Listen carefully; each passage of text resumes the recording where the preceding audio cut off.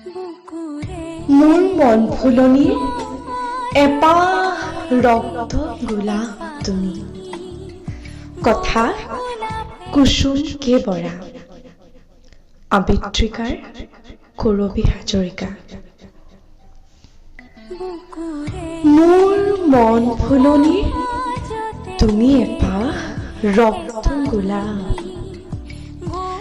হৃদয়ৰ মাজত ফুলি সুগন্ধি বিয়পাই এজাক সপোন হৈ ধৰা দিলাহি। হৃদয়ৰ মোৰ প্ৰতি কুহে কুহে অতিকৈ আপোন হৈ বিয়পি পৰিলা তুমি মোৰ ফুলনিৰ এপাহ ৰক্ত গোলাপ হৈ। উজ্বলি থাকিবা তুমি মোৰ হৃদয়ত গোটেই জীৱন। ধন্যবাদ।